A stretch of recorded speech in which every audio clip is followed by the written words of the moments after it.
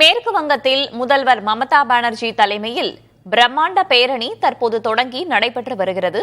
அதன் நேரலையை பார்க்கலாம்.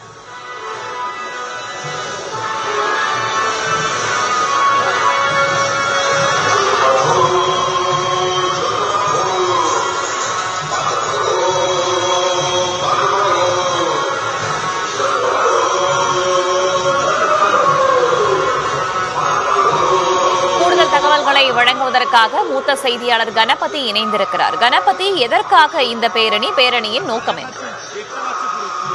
பிற மாநிலங்களை காட்டிலும் மேற்கு வங்க மாநிலத்திலே வாக்காளர் பட்டியல் சிறப்பு தீவிர சீராய்வு நடவடிக்கை அதிக சர்ச்சைக்குள்ளாகி இருக்கிறது. இதற்கு காரணம், மேற்கு வங்க மாநிலத்திலே அடுத்த வருடம் சட்டமன்ற தேர்தல் நடைபெறுவதற்கு முன்பதாக இந்த SIR என சொல்லப்படும் ஸ்பெஷல் இன்டென்சிவ் ரெவ்யூ அல்லது சிறப்பு தீவிர ஆய்வு நடவடிக்கையை மேற்கொள்ள தேர்தல் ஆணையம் முடிவு செய்து அறிவிப்பு வெளியிட்டிருக்கிறது.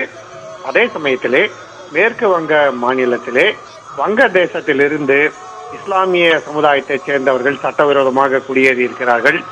மேலும் ரோஹிங்கியா இஸ்லாமியரும் அங்கே குடியேறி இருக்கிறார்கள். இப்படி பர்மா மற்றும் பங்களாதேஷ் நாடுகளில் இருந்து சட்டவிரோதமாக குடியேறிகளின் எண்ணிக்கை அதிகமாக இருக்கிறது என பாரதிய ஜனதா கட்சி புகார் அளித்து வருகிறது. இப்படி சட்டவிரோதமாக குடியேறியவர்கள் திரிணாமுல் காங்கிரஸ் கட்சியின் ஆதரவாளர்கள் எனவும், அதனால்தான் திரிணாமுல் காங்கிரஸ் கட்சி SIR என்று சொல்லப்படும் இந்த வாக்காளர் பட்டியல் சீராய்வு நடவடிக்கையை எதிர்க்கிறது எனவும் அவர்கள் குற்றம் சாட்டி வருகிறார்கள்.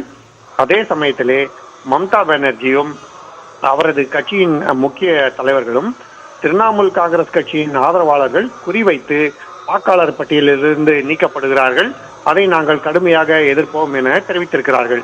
ஆகவே தமிழ்நாடு போலவே கேரளா போலவே மேற்கு வங்க மாநிலத்திலும் SIRக்கு கடும் எதிர்ப்பு இருக்கிறது. பிற மாநிலங்களை காட்டிலும் அங்கே எதிர்ப்பு அதிகமாகவே இருக்கிறது.